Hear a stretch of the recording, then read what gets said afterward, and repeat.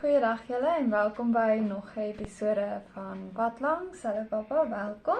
En my kind, voel nou eintlik snaaks om nie oorfone op te hê en daai goeters nie, maar die krag is af. Ja, nee, ons het 'n bietjie tegniese probleme hier. Die hele dorp het tegniese probleme. Welcome in the news of Africa. Ja, Ja, so ons maak maar 'n plannetjie sommer so op die tablet in. ja. Maar ek wil nie wag tot die krag aankom nie, want dan sal ek nie meer lus nie. Alright. Goed, so ons het 'n deel 3 Ja, dis deel 3. van ons Israel vraag. So dit is nog 'n lang vraag. Waar kom al hierdie beweringe vandaan dat Israel nie meer die ware Israel is of deel is van God se plan nie? Waar kom die mense aan hierdie dinge, pappa? Ja, want kyk, dis juist hoekom ons nou hierdie reeksie doen, want daar is mos al hierdie beweringe in daai goeters.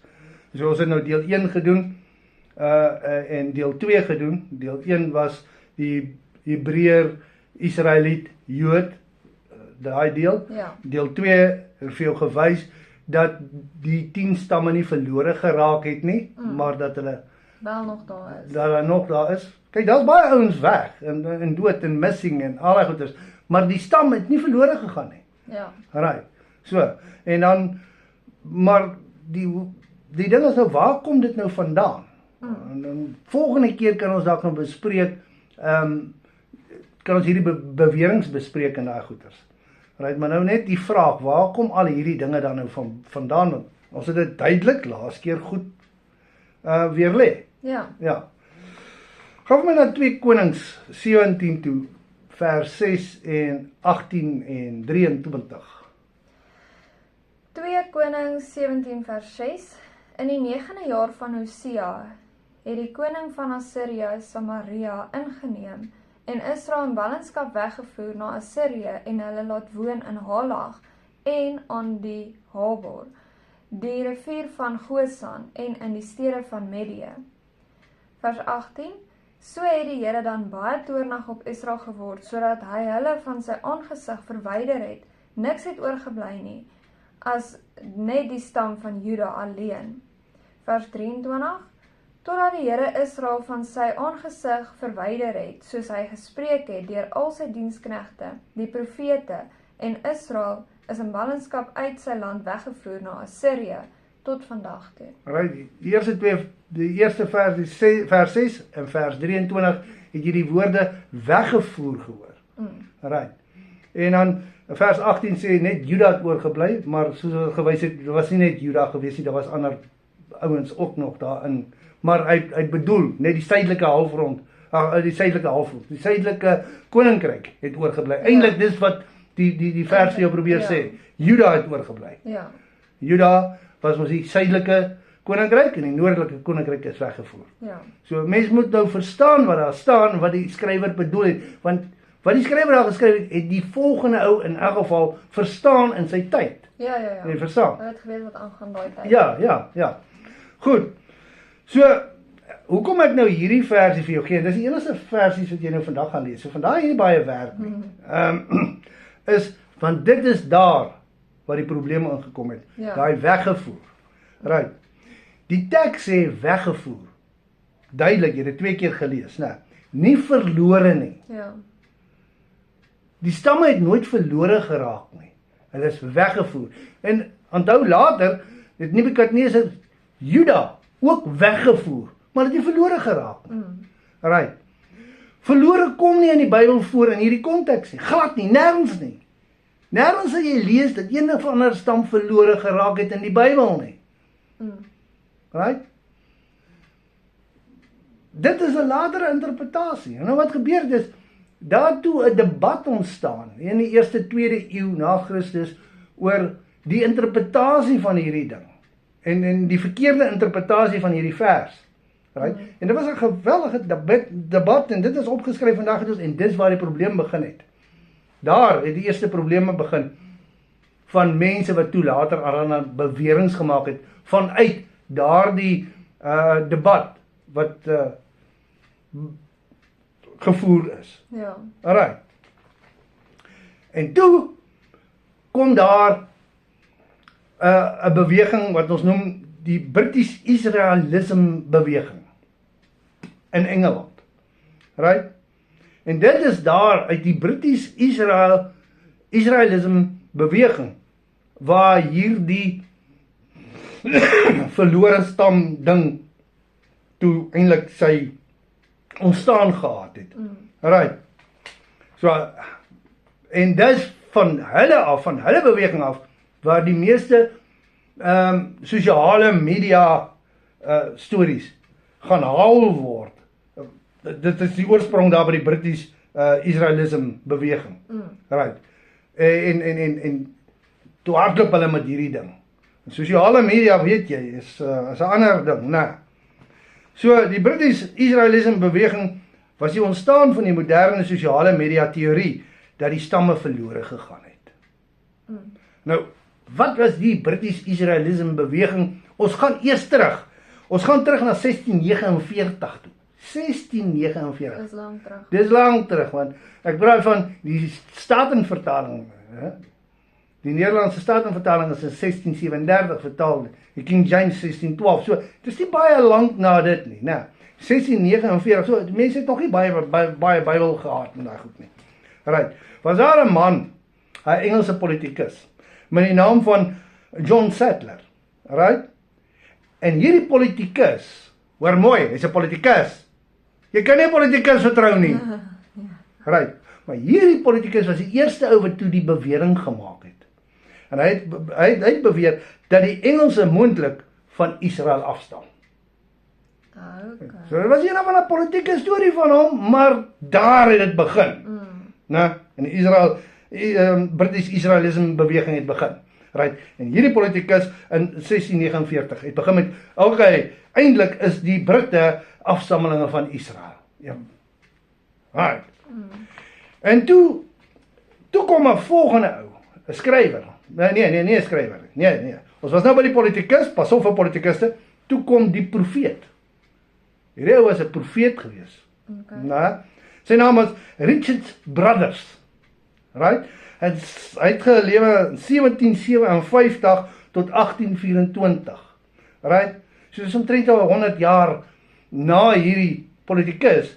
Die storie het mos nou al begin en hy het gelewe en hy het mos sy eie stertjies gekry. Dus hierdie ou gebore en hy skryf toe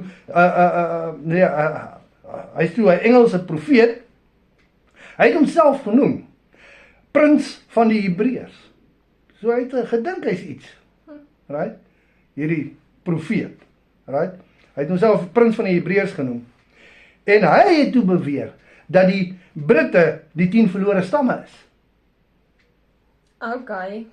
Right. Wow. So van die politikus af van 1649 wat beweer het dat Engelse moontlik van Israel afstam, en jy weet hoe hardloop die storieetjies, right? 100 jaar later kom hierdie sogenaamde profeet, ek sê sogenaamd, want hy het homself ook die Prins van die Hebreërs genoem, en hy kom en hy sê, die Britte is die 10 verlore stamme. En nou begin die British Israelism beweging groei. Verstaan jy wat ek bedoel? Right. En toe kom daar 'n skrywer met die naam van John Wilson. En in 1840 toe publiseer hy die boek Our Israelitish Origin. Right. En hy probeer toe in sy boek bewys dat die Anglo-Sakse, die Anglo-Sax, die wit mense, plain common Afrikaans, die Britte van daai tyd ook en daai goeders, van Israel afstam. Right. Nou is dit geboekstaaf van daai goeders. En toe kom maar nog 'n skrywer. Hy het gelewe 1825 tot 1891. Right. So, jy sien hoe kom die tydperk aan, en hierdie skrywer skryf toe die boek Identification of the British Nation with Israel in 1871. Right. En dis daar waar die krag vandaan kom van hierdie British Israelism. Right. Want skielik groei hierdie British Israelism en sy boek het toe nou die hoogtepunt beginne van hierdie beweging. En in daardie tyd het die beweging toe al meer as 2 miljoen lede gehad. Jo. Right. So, nou weet jy waar dit ontstaan in daai goeters. En hoe dit ontstaan in Engeland, as gevolg van 'n debat in daai goeters wat gevoer is in die 1ste, 2de eeu na Christus. Right. Oor die interpretasie van 2 Konings se weggevoer. Right. As die politikus, don't trust him.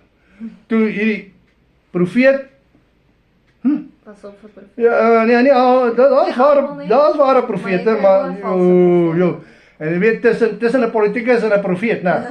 Stom moeilikheid. Lelike dinge wat daar gebeur. Right. So, van Engeland af waai hy toe oor Amerika toe. Hierdie British Israelism. Maar nou ja, die Amerikaners is Amerikaners. Hulle doen alles op hulle eie, weet jy. Hulle het nie cricket nie, hulle het baseball, etc. Hulle doen alles mos op hulle eie. So, hy het nou na Amerika toe gegaan en toe kry hy 'n ander naam, die Christian Identity beweging.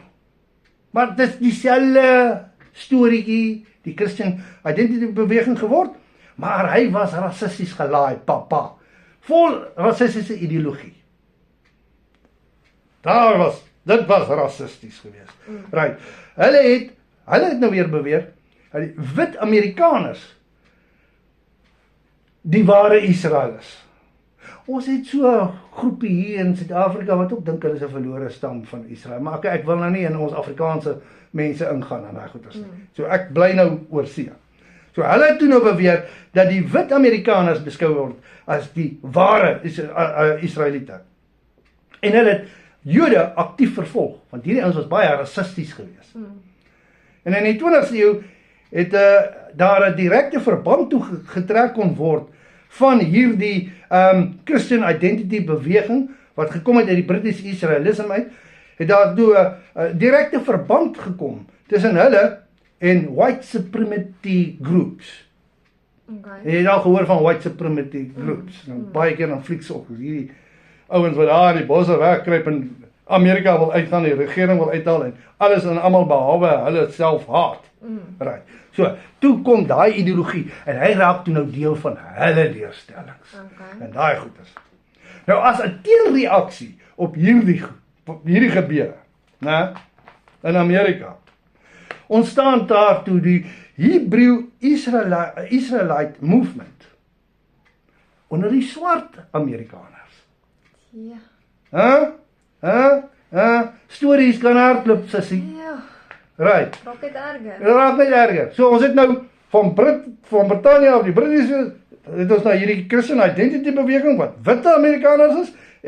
Hulle is die ware Israel, en toe as 'n teenbeweging, toe ontstaan daar die Hebrew Israelite movement, wat nou weer onder die swart Amerikaners is.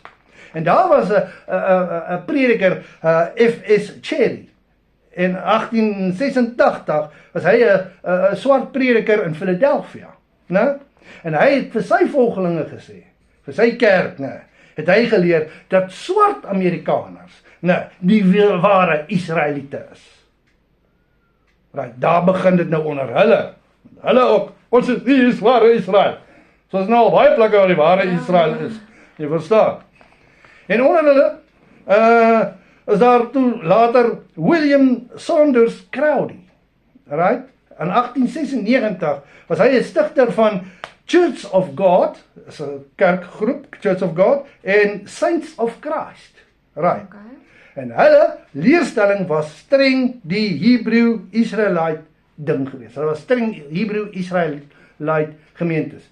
So toe loop die storie nou onder hulle ook. Van daai tyd af. Right. Later het hierdie beweging ook meer radikaal geword, net soos daai ouens wat Supreme Whites, weet daai white supremacy groups. So hulle het ook meer radikaal geraak, maar nou weer na die linkse kant toe. Jy verstaan wat ek bedoel? En hulle het toe die USUPK en die House of David gestig. Wat aktief is, nou nog, op sosiale media en daai goeders. Jo, hier is kom 'n lang pad. Ja, kom 'n lang pad. En natuurlik, daar hardloop alles. En hardloop. En dit kom oor 'n paar 100 jaar en dit hardloop. Right. Vandag word hierdie teologie hoofsaaklik gesirkuleer op neo-nazi webwerwe. Met ander woorde is heel rassistiese, verrekse groepe. Neo-nazi webwerwe is die meeste ouens dan die Konan forums en dan selfs onder sekere Islam goedgesinde kanale. Want ek meen, die manne van Islam hou ook nie van Israel. Die Vrydagmense hou nie van die Saterdagmense, as jy verstaan. So, onder die neonazis en dan onder die Islam goedgesindes, hardloop die storie toe ook nou op hulle webwerwe. Right. En toe, wat ontstaan het, as 'n teologiese debat oor die interpretasie van 2 Konings 17 vers 6, 18, 23 onder teoloë is in die eerste eeu is in die moderne era polities gekaap. Want dit het nou niks te doen met godsdienst op die einde van die dag meer nie. Dit het alles begin by 'n politikus in Engeland en is nou weer polities. Right. Verstaan jy? En dit is nou polities gekaap deur groepe wat dit gebruik om aanspraak te maak op 'n alternatiewe Israelitiese identiteit. Om 2 dinge te doen. Om eerstens die Jode af te kraak en om tweedens hulle eie groepe op te hef. Ja. Right. So hierdie goeders kom met lelike bybedoelings, mense. Right? Ons het nou die vorige 2 keer die Bybel gewys. Ja. En ons het die historie gewys, die argeologie gewys en al daai goeders. Right. So die Bybelse rekords, die argeologie en die genetika, nou die wetenskap, weerspreek almal die aannames van hierdie groepe en hierdie mense. En ons het dit soos wat ons bespreek het in die vorige keer het ons dit bewys en goeders. Right. So, dit is waar die ontstaan was van hierdie storie. Daar is nog ander dinge ook, maar dan gaan ek te ver te tegnies raak oor baie ander ouens in gemeenskappe wat hierdie beweging gevat het. Ek het hom net so rofweg gevat, wat dit van toepassing is op ons in die westerse lewe. Ja. Right. Is dit interessant? Ja, baie. Maar dit is skrikwekkend hoe een storie so kan vat en net... Ja, dit was nou oor 'n tydperk van honderde jare, né, wat ek het van 16 dinges af. Maar vandag hardloop 'n storie nog vinniger met die sosiale media. Right. En skielik het jy hierdie slim ouens, hierdie takkers en hierdie wat 'n ouen vrou daar in Amerika. Jy weet mos van wie ek praat, dan kan ek haar naam nie onthou nie. En hulle hardloop met sulke stories en ongelukkig hardloop ander mense agterna. Terwyl die Jesus vir ons 'n Bybel gegee het en ons verstand gegee het. Ja. Lees die Bybel, mensies. Right? Gaan doen werklike navorsing, want daar's mense daar buitekant wat hierdie tipe goeders gebruik vir hulle eie ideologieë en regtig niks met Christus of die waarheid uit te waai nie. Skus, ek praat kras vandag, maar ek meen, ons sit nou al 3 keer hierso as gevolg van sulke amper sê ek iets gemors. Ja. Right. Wat mense uitdink. Wat mense uitdink en ons is te nonchalant gaan aan en volg, gullible is die woord in Engels, né? Ons vat wat 'n ander ou sê. Daar goed is. En daarmee wil ek net sê asseblief, voordat jy enigiets vat wat enigiemand sê, dit sluit my in. Right? Kyk hoe ek my navorsing gedoen het. Gaan kyk hoe betroubaar dit is wat daai persoon sê of wat ek sê. Right. Voordat jy daarmee hardloop en dit die waarheid, die alfa die omega maak van die geloof en van God se standpunt oor dinge in die lewe. En is ook baie belangrik om as mens die Bybel lees, dit in gedagte te hou dat kulture daai tyd anders was as nou. Hulle het anders gewerk. Hulle het nie die tegnologie gehad wat ons vandag het byvoorbeeld nie. So jy moet so fyn lees en in hulle tydperk basies wees as jy die Bybel lees om regtig te verstaan wat daar aangaan en nie sulke misverstande te laat uitkom en iets heeltemal anders van iets maak wat nie daar is nie. Ja, maar dit is waar. Maar jy het gesien Hoe vat okay, hy het nou oor honderde jare, maar vandag gebeur dit baie vinniger, né? Ja. Ja. Dat die ou net ietsie ergens lees, half misinterpreteer, of heeltemal in sy glorie en misinterpreteer om sy eie saak te bevorder, en dan hardloop hy met die storie, en woep, daar gaat hy. Op al die platforms wat daar is, en net nou is daar 'n aanhang en 'n geloof, En almal glo. en almal glo dit. Maar niemand gaan doen navorsing en sê, hoorie, sê die ou regtig. Dis die ding van Christendom, onthou, ons swem stroom op. Ja, Ons vat die moeilike pad, so jy moet seker maak van jou feite, jy moet gaan terug na die what is Bybel. truth? Ja, Jesus sê reguit, Satan is die vader van die leuen en hy kan net lieg. ja, Right? Hierdie goeders, hierdie leuns is nie van God af nie. Ons gee dit 'n godsdienstige geurtjie en 'n kleurtjie, maar die oorsprong is 'n leuen. En dit bly 'n leuen. 'n halwe waarheid is 'n leuen. volle leen, ja. Ja, 'n halwe waarheid is 'n volle leuen, wat ek jou van kleins af leer. Ja, As jy waarheid praat, praat jy waarheid. God is truth. mm, En die woord is die waarheid. ja. Right. Ek is nou moeg. Jawel, dit was baie interessant. Ek het nie gedink dit kom so lank al en op soveel draaie en soveel verskillende mense wat Maar dit begin by 'n politikus en 'n profeet. wysheid. Waar lê die probleme? Ja.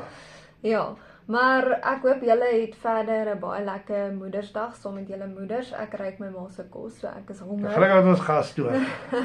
Ons kan kos maak, al is die krag af. Ja, gelukkig. So ek hoop julle geniet en waardeer julle moeders vandag en sê vir hulle 'n ekstra spesiale liefde, dankie, drukkie vir al hulle goedheid en guns en opofferings wat hulle maak vir ons. En ja, tot 'n volgende keer sê ons Maranatha.